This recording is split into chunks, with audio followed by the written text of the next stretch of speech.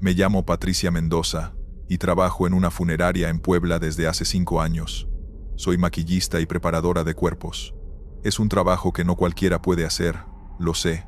Mis amigas me preguntan cómo le hago para estar con muertos todo el día. La verdad es que los muertos nunca me han dado miedo. Son solo cuerpos. Ya no hay nada ahí. O eso creía. Hasta que empecé a trabajar los turnos nocturnos. Hasta que me tocó preparar ciertos cuerpos que no se querían quedar quietos. La funeraria se llama Jardines del Recuerdo. Es mediana, familiar. El dueño es don Arturo, un señor ya mayor que heredó el negocio de su papá. Tenemos 3 salas de velación, una capilla pequeña y el área de trabajo donde preparamos los cuerpos. Ahí es donde paso la mayor parte de mi tiempo, maquillando, vistiendo, arreglando a los difuntos para que sus familias los vean presentables una última vez. Es un trabajo importante, dar dignidad en la muerte. Los primeros años trabajé turno de día, de 8 de la mañana a 5 de la tarde. Tranquilo, siempre había más gente. Mi compañero Raúl, que es embalsamador, mi jefa Claudia, que maneja la administración, y a veces don Arturo. Pero hace 6 meses Raúl renunció. Se fue a otra funeraria que le pagaba más. Don Arturo me ofreció cubrir algunos turnos nocturnos, de 8 de la noche a 6 de la mañana, con un aumento del 30%. Necesitaba el dinero. Acepté. Mi primer turno nocturno fue un martes. Llegué como siempre. Don Arturo me dio las indicaciones. Esta noche hay 2 cuerpos que preparar. Un señor de 70 años, muerte natural, y una mujer joven, accidente de auto. La familia del señor viene mañana a primera hora. La de la chica hasta el jueves, así que prepara primero al señor. Me dio los expedientes. Me explicó que estaría solo yo en el área de preparación, pero que el velador, don Memo, estaría en la entrada toda la noche. Cualquier cosa me llamas. Yo vivo arriba, me quedé sola. Fui al cuarto frío donde guardamos los cuerpos. Saqué primero al señor. Lo llevé en la camilla a la sala de preparación. Era un hombre mayor, delgado, con barba blanca. Se llamaba don Ramiro. Empecé mi trabajo. Lo lavé. Lo vestí con el traje que había traído su familia. Lo maquillé. Todo normal. Rutinario. Tardé como 2 horas. Quedó bien. Lo llevé a una de las salas de velación. Lo acomodé en su ataúd. Volví por la mujer. Se llamaba Andrea. 28 años. El expediente decía que había muerto en un choque frontal. Trauma craneal severo. Cuando la saqué del cuarto frío y vi su cara, me impresionó. Estaba muy golpeada. Iba a necesitar mucho trabajo de reconstrucción y maquillaje. La llevé a la sala de preparación. Empecé. Limpié las heridas. Reconstruí con cera algunas partes de su rostro. Es un proceso largo, delicado. Iba concentrada. Como a la 1 de la mañana, mientras trabajaba en su mejilla izquierda, sentí algo. Un movimiento. Sutil. Levanté la vista. El brazo de Andrea, que había estado junto a su cuerpo, ahora estaba ligeramente levantado. Me quedé quieta. Es el rigor mortis, me dije. Los músculos se contraen. Acomodé su brazo de nuevo junto a su cuerpo. Seguí trabajando. 5 minutos después, volvió a pasar. El brazo se levantó otra vez. Más esta vez, como si quisiera alcanzar algo. Me alejé de la mesa. Mi corazón latía rápido. Esto no era normal. Los cuerpos no se mueven así. No de esa manera. Salí de la sala. Fui a buscar a don Memo. Lo encontré en su garita de la entrada viendo su celular. Don Memo, el cuerpo de la sala de preparación se está moviendo. Me miró serio. ¿La muchacha del accidente? Asentí. Ah, sí. A veces pasa con los que murieron de golpe. Violent deaths, dicen los gringos. Como que no se dan cuenta que ya se fueron. Dale tiempo. Se calma. Volví a la sala. Andrea seguía en la misma posición donde la había dejado, su brazo en su lugar. Respiré profundo. Solo son contracciones musculares. Nada más. Seguí con mi trabajo. Terminé su rostro. Quedó presentable. Sus heridas ocultas bajo el maquillaje. Me faltaba vestirla. Su familia había traído un vestido azul. Empecé a ponérselo. Y entonces escuché algo que me heló la sangre. Un suspiro. Salió de su boca. Un suspiro largo, como de alivio. Me quedé paralizada. Los muertos no suspiran, no respiran, no hacen ruidos. Me acerqué a su cara. Puse mi mano cerca de su nariz. Nada. No había aire. Estaba muerta. Completamente muerta. Pero había escuchado ese suspiro. Claro. Real. Terminé de vestirla rápido. Quería sacarla de ahí. Llevarla a su sala de velación y acabar con esto. La acomodé en la camilla. Empecé a empujarla hacia afuera. Y entonces habló. Gracias. Una palabra. Susurrada. Débil. Pero clara. Salió de sus labios. Solté la camilla. Corrí afuera. Grité por don Memo. Vino corriendo. ¿Qué pasó? Habló. La muerta habló. Don Memo entró a la sala. Revisó a Andrea. Puso sus dedos en su cuello. Nada. Está muerta, mija. No hay pulso. Lleva horas muerta. Le insistí. Te juro que dijo gracias. Don Memo suspiró. A veces el aire atrapado en los pulmones sale. Suena como palabras. Pero no lo es. Es solo aire. Quería creerle. Quería pensar que todo tenía explicación científica. Don Memo me ayudó a llevar a Andrea a su sala. La acomodamos en su ataúd. Se veía tranquila, hermosa incluso, considerando sus heridas. Don Memo se fue.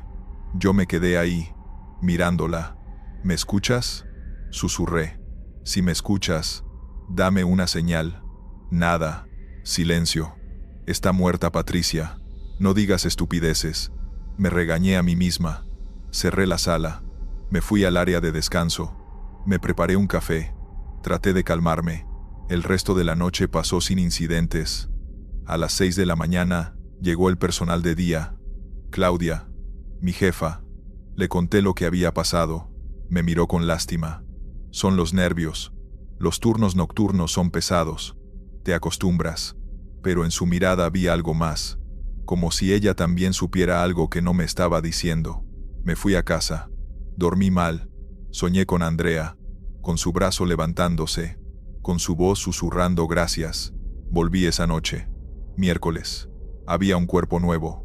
Un hombre de mediana edad. Infarto. Lo preparé sin problemas. Nada raro. Todo normal. Empecé a relajarme. Tal vez Claudia tenía razón. Eran solo nervios.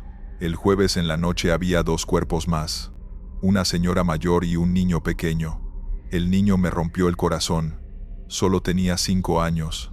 Leucemia. Lo preparé con especial cuidado. Su familia quería verlo como si estuviera dormido. Mientras trabajaba en él, sentí presencia, como si alguien me observara. Levanté la vista. Por el vidrio de la puerta de la sala vi una sombra. Una figura parada afuera, mirando hacia adentro. Me levanté. Abrí la puerta. El pasillo estaba vacío. Nadie. Don Memo, ¿está por aquí? Grité. Su voz llegó de lejos. Estoy en la entrada, mija. ¿Necesitas algo? No. Nada. Volví a entrar. Cerré la puerta. Seguí trabajando. Pero la sensación de ser observada no se iba. Terminé con el niño. Lo llevé a su sala. Cuando regresé a la sala de preparación a limpiar, vi algo que me dejó sin aire. En la mesa donde había estado el niño, había una huella pequeña, de mano de niño, en el metal frío de la mesa. Imposible. La mesa estaba limpia cuando empecé. Yo misma la había desinfectado. Limpié la huella rápido. Traté de no pensar en eso. Terminé mi turno. Me fui. Pasaron 2 semanas. Más turnos nocturnos. Más cuerpos. Y más cosas raras. Sonidos de pasos en los pasillos vacíos. Puertas que se abrían solas. Una vez, encontré flores tiradas en el piso frente a una de las salas. Flores frescas que no estaban ahí minutos antes. Le pregunté a don Arturo si podía volver al turno de día. Me preguntó por qué. No quise decirle la verdad. Prefiero el día. Extraño a mis compañeros. Aceptó. Me regresó al turno diurno. Pensé que todo terminaría ahí. Pero hace una semana, durante el día, mientras preparaba a una señora, Claudia entró. Patricia, ¿te puedo preguntar algo? Claro. Cuando trabajabas de noche, ¿notaste algo raro? Dudé. ¿Cómo qué? ¿Cómo? Movimientos, sonidos, cosas así. Le conté todo, los brazos que se movían, el suspiro, la voz, las huellas. Claudia asintió despacio. A todos nos ha pasado. Don Arturo no lo admite, pero lo sabe. Esta funeraria está construida sobre lo que era un hospital viejo. Un hospital que cerró en los 60 por negligencia. Mucha gente murió ahí. Malos cuidados, errores médicos. Dicen que algunos no se fueron, que siguen aquí. Le pregunté por qué nadie me había advertido. Porque si te lo decimos te asustas. Es mejor que lo descubras tú misma. Y que aprendas a convivir con eso. Los que trabajamos aquí eventualmente lo aceptamos. Es parte del trabajo. Le pregunté si era peligroso. No. Nunca nos han hecho daño. Solo quieren, no sé, compañía tal vez, o recordarnos que siguen aquí, que existieron. Me quedé callada. Andrea, la chica del accidente. ¿Ella te dijo gracias? Asentí. Tal vez porque le diste dignidad. Le devolviste su belleza después del accidente. Y quiso agradecerte. Desde entonces veo mi trabajo diferente. Ya no son solo cuerpos. Son personas. Que tal vez todavía están ahí de alguna forma. Observando. Sintiendo. Y mi trabajo no es solo hacer que se vean bien. Es tratarlos con respeto. Con amor. Porque tal vez me están viendo trabajar. Tal vez me escuchan hablar. Y tal vez, solo tal vez, cuando hago bien mi trabajo, se van en paz, sabiendo que fueron cuidados, que fueron importantes, que alguien se preocupó por ellos, hasta el final. Todavía trabajo ahí. Ya no me asustan los ruidos, los movimientos, las voces. Son parte de mi rutina. Y cuando preparo un cuerpo, hablo, les cuento cosas, les digo que van a ver bien, que su familia va a poder despedirse con tranquilidad. Y a veces, cuando termino, siento un alivio en el aire, como si me dijeran gracias, como si supieran que hice mi mejor esfuerzo, y eso me basta, porque al final, todos merecemos dignidad, en vida y en muerte, y yo estoy ahí para dar esa última dignidad, aunque a veces, ellos sigan ahí para recibirla. Continuamos con la segunda historia. Me llamo Daniel Sosa, y trabajo como chofer de carroza fúnebre en Monterrey. Llevo 7 años en esto. Mi trabajo es transportar cuerpos del hospital a la funeraria, de la funeraria al panteón, a veces de casas particulares donde alguien murió. Es un trabajo serio, que requiere respeto y profesionalismo. Manejo despacio, con cuidado. Los muertos merecen ese último viaje tranquilo. Trabajo para la funeraria. Los Ángeles, una de las más grandes de la ciudad. Tenemos 5 carrozas. Yo manejo la número 3. Una Cadillac negra del 2010. La conozco bien. La mantengo impecable. La mayoría de los traslados son durante el día.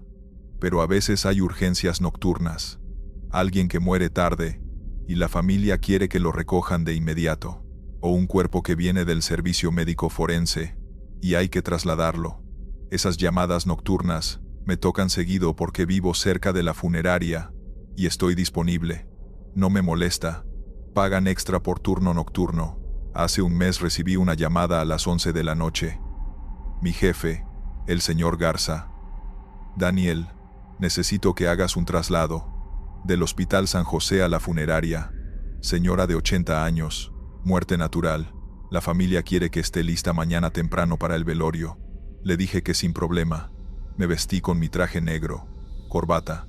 Siempre voy bien presentado. Es parte del respeto. Manejé a la funeraria, recogí la carroza número 3 y me dirigí al hospital. Llegué como a las 11:30. Fui al área de urgencias. Me atendió una enfermera. Le di el nombre. Sí, la señora Estela Ramírez. Falleció hace como 2 horas. Espéreme aquí. Voy por el cuerpo. Esperé en el pasillo. Como a los 10 minutos salió con una camilla. El cuerpo venía en una bolsa negra. Me ayudó a pasarlo a la camilla de la carroza. Firmé los papeles. ¿Viene alguien de la familia?, le pregunté. No. Dijeron que irían mañana directo a la funeraria. Está bien. Subí el cuerpo a la parte trasera de la carroza. Cerré las puertas. Me subí al volante. El Hospital San José está en la zona sur de Monterrey. La funeraria está en el centro, como 20 minutos de camino. Eran casi las 12 cuando salí. Las calles estaban tranquilas, poco tráfico. Puse música clásica bajita. Siempre pongo música tranquila cuando llevo un cuerpo. Me parece respetuoso. Manejaba por la avenida Constitución cuando escuché algo. Un golpe, seco, que venía de atrás, de donde estaba el cuerpo. Miré por el retrovisor. No veía nada. La cortina que separa la cabina de la parte trasera estaba cerrada como siempre. Pensé que tal vez algo se había movido por el freno. Algún equipo que llevamos atrás. Seguí manejando. Otro golpe. Más fuerte. Como si alguien golpeara las puertas desde adentro. Me empecé a poner nervioso. Disminuí la velocidad. Los golpes continuaron. 3, 4 veces. Metálicos. Fuertes. Me hice a un lado y me detuve. Puse las intermitentes. Bajé del coche. Caminé a la parte trasera. Los golpes se habían detenido. Abrí las puertas con cuidado. El cuerpo estaba ahí. En su bolsa. En la camilla. Todo asegurado. No había nada más. Nada que pudiera haberse movido. Cerré las puertas. Tranquilo, Daniel. Son nervios. Me subí otra vez. Arranqué. No había avanzado 2 cuadras cuando empezó otra vez. Pero ahora no eran golpes. Era un rasguño, como uñas raspando metal, desde adentro de la bolsa. Un sonido largo, lento, que me erizó la piel. No puede ser. Los muertos no se mueven. Los muertos no rasguñan. Aceleré un poco. El rasguño se hizo más fuerte, más desesperado, como si alguien intentara salir. Agarré mi celular con mano temblorosa. Llamé al señor Garza. Contestó adormilado. «Daniel, ¿qué pasó?» «Señor, el cuerpo. Está haciendo ruidos». «¿Qué?» «Ruidos. Golpes. Rasguños. Como si estuviera vivo». Hubo una pausa. «Daniel, los cuerpos a veces liberan gases, hacen ruidos. Es normal. Esto no es gas, señor. Esto es diferente. Tranquilízate. Solo tráelo. Ya lo revisamos aquí». Colgué. Intenté calmarme. Faltaban 10 minutos para la funeraria. Podía aguantar 10 minutos. Pero entonces escuché algo peor. Una voz, amortiguada, que venía de la bolsa. Ayuda. Una palabra. Clara. Una voz de mujer. Anciana. Ayuda. Por favor. Pisé el freno. La carroza se detuvo en medio de la calle. Mi corazón latía tan fuerte que me dolía el pecho. «Señora», grité hacia atrás. «¿Está viva?» Silencio. Luego otra vez. «Ayuda. Está oscuro. No puedo respirar». Dios mío, la habían declarado muerta, pero estaba viva. Estaba consciente, atrapada en esa bolsa. Tenía que sacarla. Bajé de la carroza corriendo. Abrí las puertas traseras. Subí. Empecé a abrir el cierre de la bolsa con manos temblorosas. «Ya voy, señora. Ya la saco. Tranquila». Abrí la bolsa, y lo que vi me hizo gritar. No era la señora. Era otra persona. Un hombre. Joven. Como de 30 años. Con los ojos abiertos. Mirándome. «Gracias», dijo con una sonrisa. «Pensé que nunca me ibas a abrir». Me eché para atrás. Caí de la carroza. Me golpeé la espalda contra el pavimento. El hombre se sentó. Salió de la bolsa. Bajó de la carroza. Se paró frente a mí. «¿Quién? ¿Qué eres?» Tartamudeé. «Soy nadie. O tal vez alguien que ya no debería estar aquí.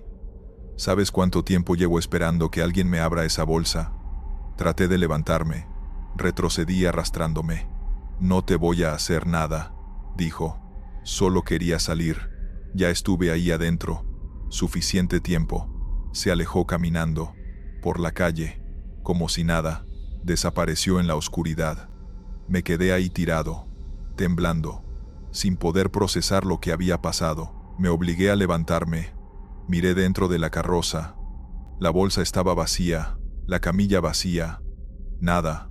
Llamé al hospital. «Necesito hablar con la enfermera que me dio el cuerpo de Estela Ramírez». «Espere». Me pasaron con ella. «¿Sí? El cuerpo que me dio. ¿Está segura que era Estela Ramírez?» Sí, claro. ¿Por qué? ¿Puede ir a revisar? ¿Revisar qué? Si el cuerpo todavía está ahí.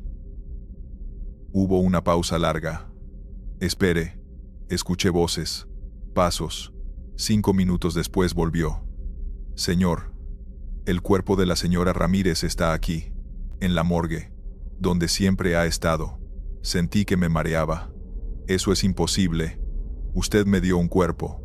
Yo firmé papeles. Señor. No sé de qué habla. Usted no ha venido. Estamos esperándolo. Son las 12:15. ¿A qué hora llega? Colgué. Revisé mi reloj. 12:15. Pero yo había salido del hospital hace... ¿cuánto? ¿20 minutos?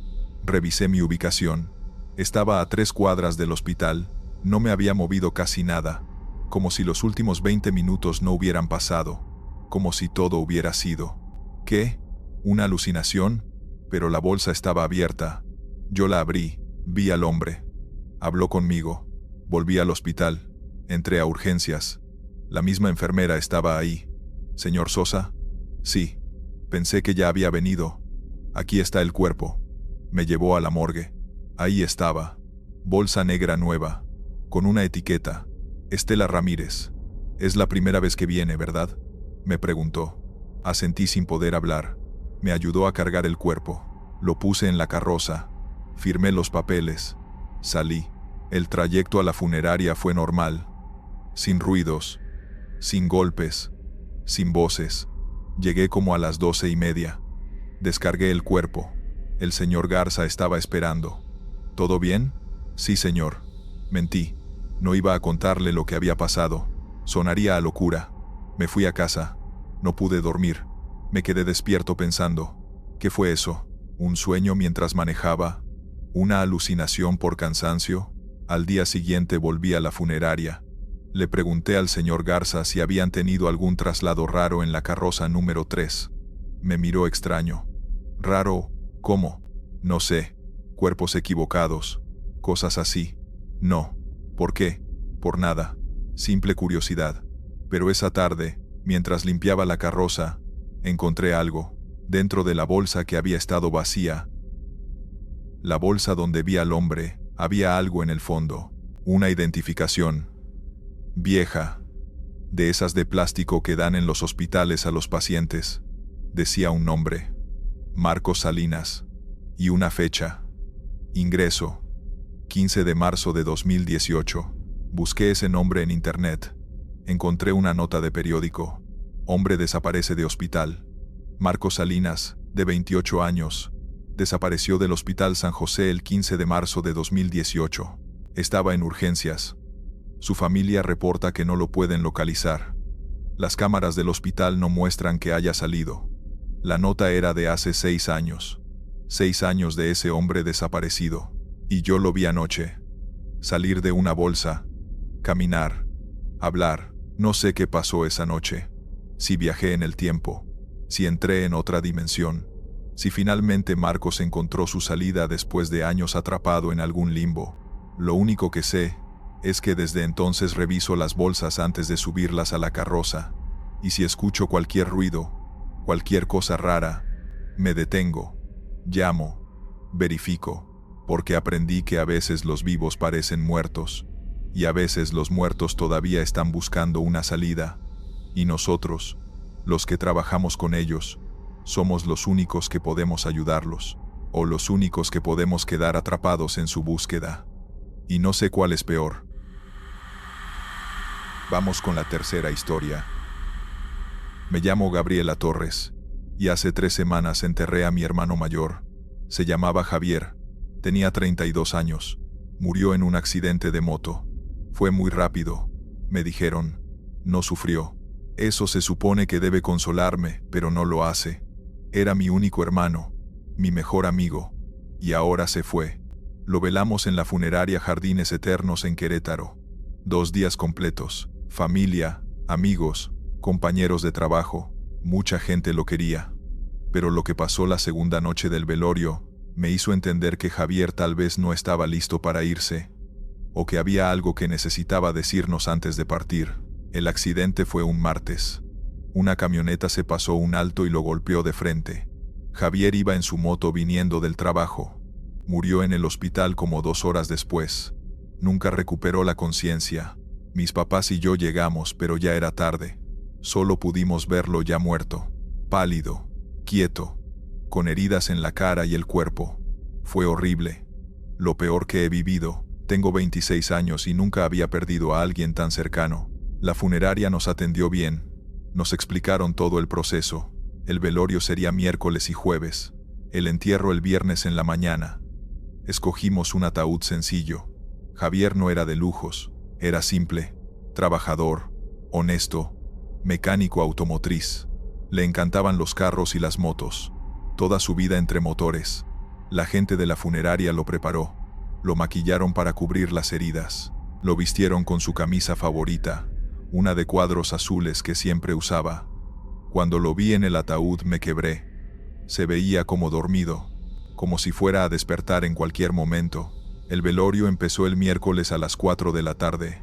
La sala se llenó. Amigos de la infancia, primos, tíos, vecinos, compañeros de trabajo del taller donde trabajaba, su novia Marcela, destrozada. Todos llorando, abrazándose, compartiendo historias de Javier, de cómo era buena onda, siempre dispuesto a ayudar, como esa vez que arregló el coche de la vecina gratis porque sabía que no tenía dinero, o cuando enseñó mecánica básica a los chavos del barrio para que no los estafaran en los talleres. La primera noche pasó normal, dentro de lo que cabe. Dolor, llanto, rezos. Como a las 11 empezó a vaciarse la sala. La gente se fue a descansar. Solo quedamos los más cercanos, mis papás, Marcela, 2 primos, y yo. El velador de la funeraria, un señor mayor llamado Don Pepe, nos dijo que podíamos quedarnos toda la noche si queríamos, que él estaría en su garita por cualquier cosa. Decidimos quedarnos. Queríamos acompañar a Javier. Como a las 2 de la mañana, mis papás se quedaron dormidos en unas sillas. Estaban agotados. Marcela también. Mis primos salieron a fumar. Me quedé sola en la sala con Javier. Me senté junto al ataúd. Lo miré. No puedo creer que ya no estés, le susurré. Tenías tantos planes. Ibas a abrir tu propio taller. Te ibas a casar con Marcela. Todo se acabó en un segundo. Lloré. Puse mi mano sobre las suyas que estaban cruzadas sobre su pecho. Estaban frías, duras. Eso me hizo llorar más. Y entonces sentí algo. Un movimiento, sutil, bajo mi mano, como si sus dedos se hubieran contraído. Quité mi mano rápido. Miré sus manos. No se habían movido. Es tu imaginación, me dije. El cansancio, el estrés, el dolor, te hacen ver cosas. Volví a poner mi mano sobre la suya, y lo sentí otra vez, un pequeño apretón, como cuando estábamos chicos, y él me tomaba de la mano para cruzar la calle. «¿Javier?», susurré. Me levanté. Mi corazón latía fuerte. Miré su cara. Seguía igual, inmóvil, ojos cerrados, sin vida, pero juro que sentí ese movimiento. Salí de la sala, fui al baño, me lavé la cara con agua fría. «Estás cansada, Gaby, necesitas dormir». Volví a la sala. Mis papás seguían dormidos, Marcela también. Me senté otra vez, pero esta vez más lejos del ataúd. No quería acercarme. Tenía miedo de sentir ese movimiento otra vez. Como a las 4 de la mañana desperté sobresaltada. Me había quedado dormida. La sala estaba en silencio. Solo se escuchaba la respiración de mis papás. Y algo más. Un sonido. Venía del ataúd. Un roce. Como tela moviéndose. Me quedé quieta, escuchando. El sonido se repitió, como si alguien se estuviera acomodando dentro del ataúd. «Ya basta», me dije. Me levanté, me acerqué. Miré dentro. Javier estaba en la misma posición, pero algo estaba diferente. Su cabeza estaba ligeramente ladeada, hacia la derecha. Yo recordaba que estaba viendo hacia arriba, completamente recto. Ahora estaba ladeada, como si hubiera volteado durante la noche. Sentí pánico. Quise despertar a mis papás, pero no pude. No quería asustarlos. Tal vez los de la funeraria lo habían movido. Tal vez cuando lo arreglaban. Tal vez yo no recordaba bien. Salí de la sala. Fui a buscar a don Pepe. Lo encontré en su garita. Don Pepe, ¿alguien entró a la sala 3 esta noche? No, señorita. Solo ustedes. ¿Por qué? Es que el cuerpo está en diferente posición. Don Pepe se levantó. ¿Diferente cómo? Su cabeza está volteada. Don Pepe me acompañó a la sala. Entró. Miró el ataúd. Frunció el ceño. Sí. Está ladeada. Qué raro. En la tarde cuando lo acomodamos estaba derecha. Me miró con una expresión que no pude descifrar. A veces pasa. Los músculos se relajan. El cuerpo se acomoda. Es normal. Pero su voz no sonaba convencida. Salió de la sala. Si nota algo más, me dice. Me quedé ahí, mirando a Javier. ¿Qué está pasando? Le pregunté. No esperaba respuesta, pero la tuve. Un suspiro salió de su boca, largo, como de alivio. Grité. Mis papás despertaron. ¿Qué pasó? Corrieron hacia mí. Hizo un ruido, un suspiro. Mi papá revisó a Javier. Puso su oído en su pecho. Nada. Está muerto, hija. Los cuerpos a veces liberan aire. Es normal, pero yo sabía que no era normal. Había algo más. El jueves pasó igual. Más gente llegó. Más flores. Más rezos. Pero yo no podía concentrarme. Estaba pendiente del ataúd, de Javier, vigilando si se movía, si hacía ruidos. Durante el día, con tanta gente, no pasó nada. Pero cuando llegó la noche otra vez, cuando la sala volvió a vaciarse, empezó. Esta vez fueron sus manos. Las que habían estado cruzadas sobre su pecho se movieron, quedaron a los lados de su cuerpo, y su boca estaba ligeramente abierta, no completamente cerrada como antes. Marcela lo notó también. Gaby, ¿su boca estaba así? No, estaba cerrada. Llamamos a don Pepe. Vino con otro empleado. Revisaron. A veces los músculos de la mandíbula se relajan, explicó el otro tipo. Es post-mortem. Normal. Pero reposicionaron su boca. Le amarraron la mandíbula con una venda que escondieron bajo su cuello. Me quedé despierta toda esa segunda noche, sin dormir, vigilando. Como a las 3 de la mañana, cuando todos dormían otra vez, lo vi. Sus ojos se abrieron. Solo una rendija, pero se abrieron.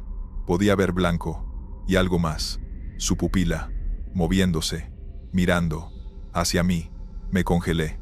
No podía moverme, no podía gritar. Solo miraba esos ojos medio abiertos que me observaban. Y entonces escuché su voz. Débil, ronca. Gaby. Mi nombre. Había dicho mi nombre. Me levanté temblando. Javier.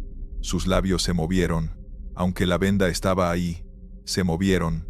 Escucha. Su voz salía como un susurro, como aire escapando. El freno. Revisé el freno de mi moto esa mañana. Alguien lo cortó. No fue accidente. Sentí que me iba a desmayar. ¿Qué?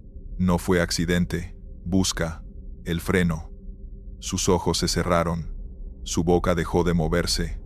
Quedó inmóvil otra vez. Corrí a despertar a mi papá. Papá. Papá. Javier habló. Me dijo algo. Mi papá me abrazó.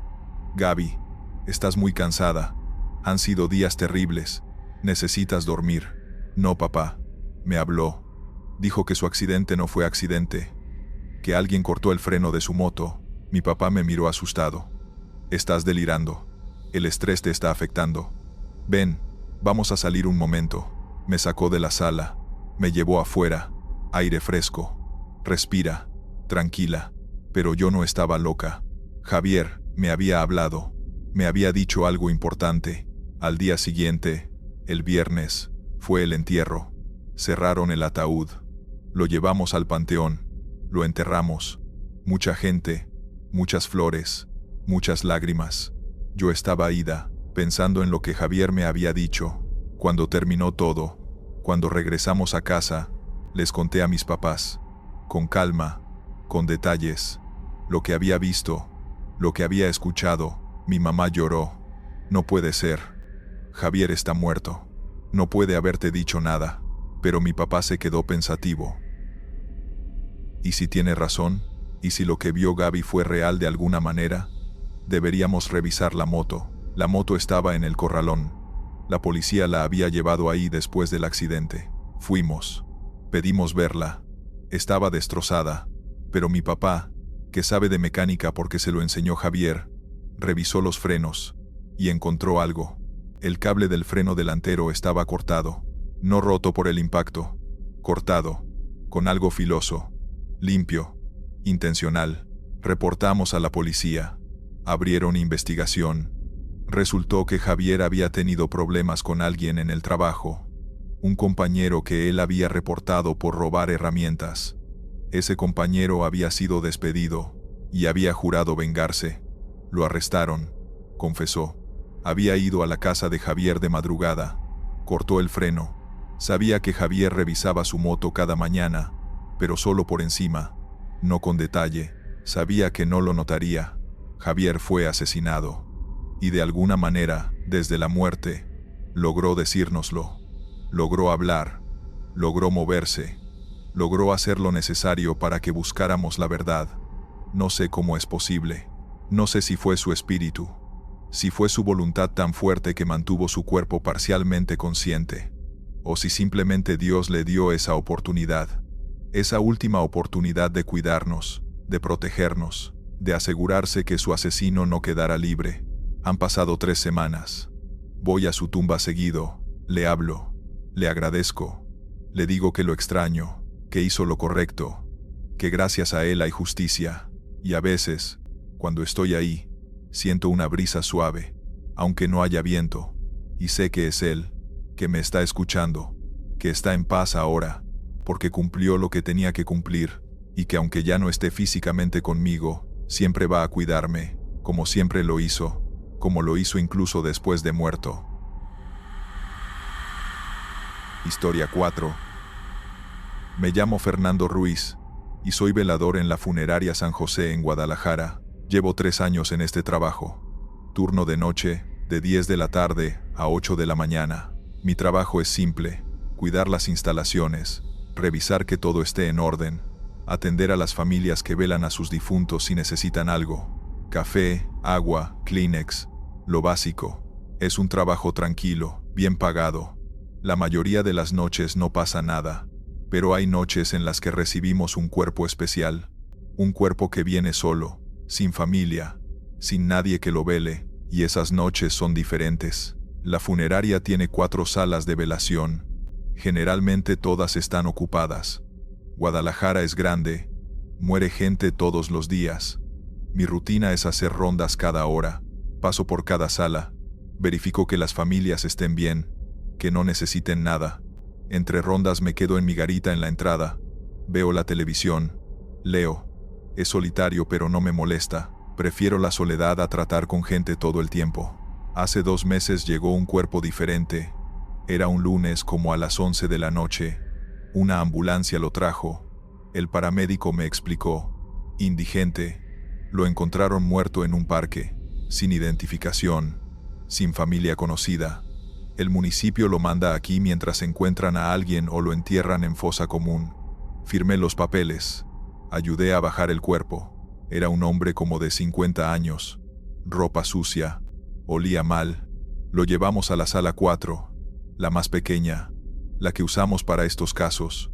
El encargado de la funeraria, don Miguel, llegó al día siguiente y me dio instrucciones.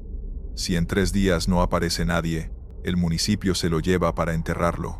Mientras tanto, ahí se queda. No lo prepararon, no lo maquillaron, solo lo pusieron en un ataúd simple, de madera sin barnizar. Lo dejaron con su ropa, sin flores, sin velas, sin nada, solo un cuerpo en una sala vacía. Esa noche hice mi primera ronda. Pasé por las salas 1, 2 y 3, todas con familias, gente llorando, rezando, acompañando a sus muertos. Llegué a la sala 4, abrí la puerta, el hombre estaba ahí, solo, el ataúd abierto, las luces apagadas, solo la luz del pasillo entrando. Me quedé en la puerta unos segundos. Sentí algo raro, una tristeza profunda.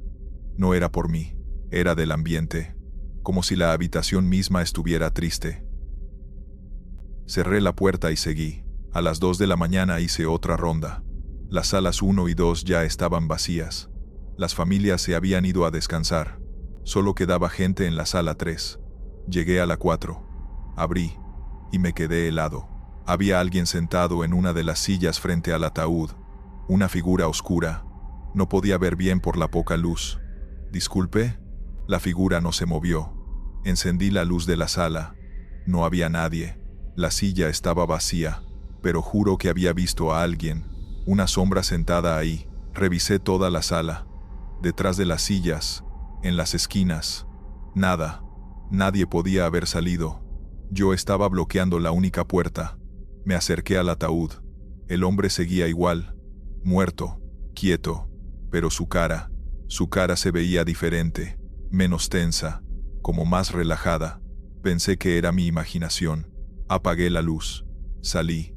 Cerré la puerta. Me quedé afuera, un momento, escuchando.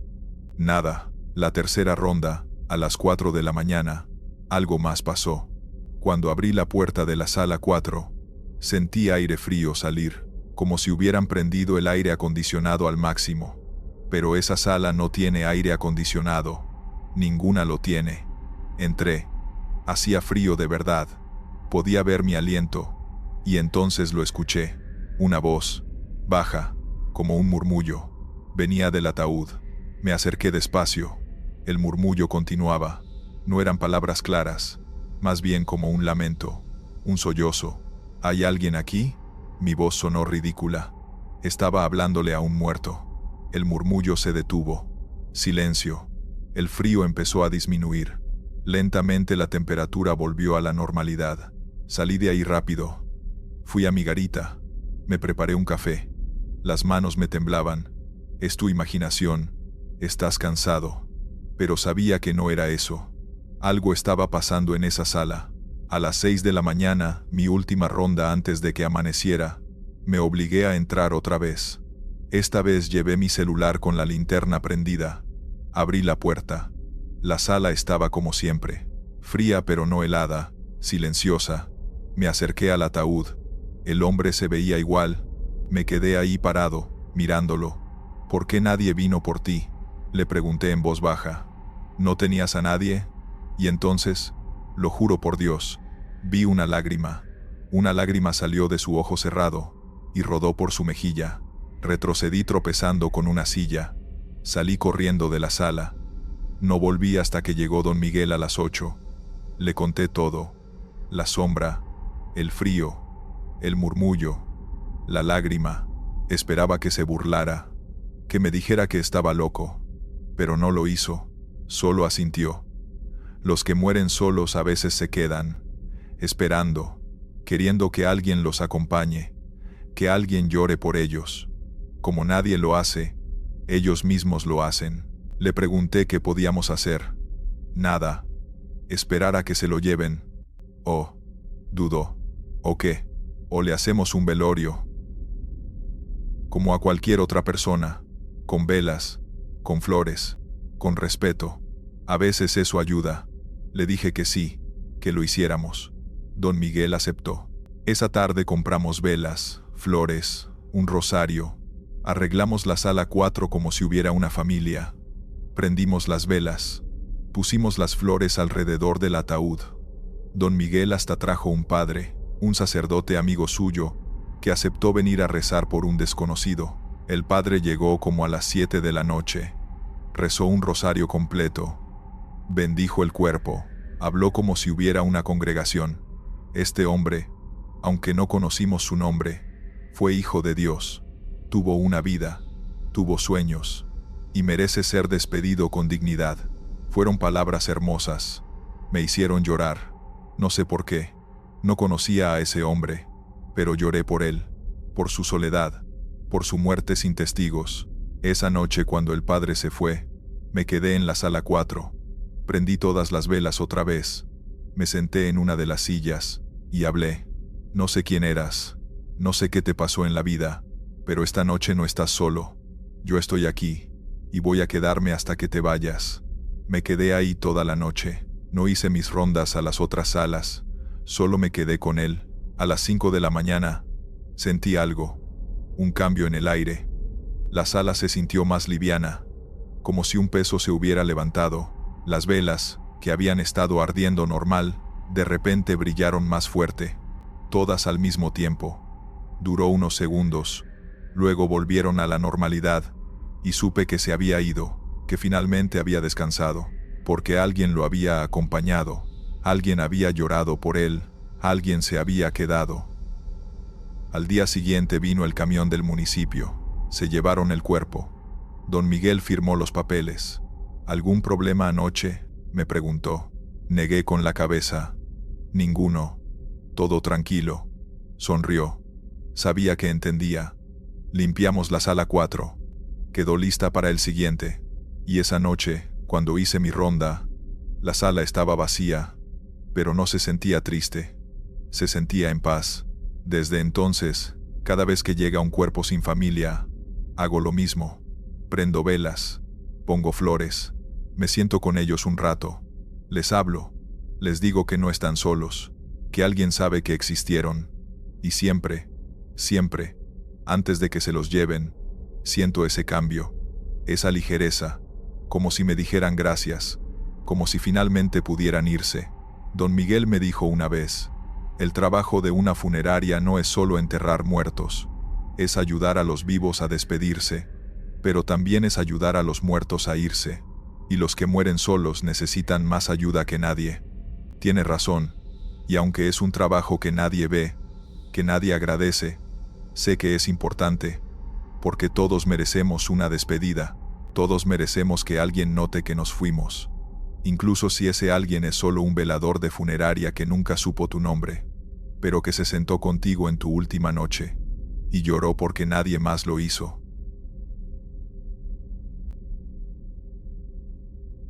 Gracias por escuchar. Estos fueron los relatos. Suscríbete, deja un like y dime si te gustaron las historias de hoy. Nos vemos pronto.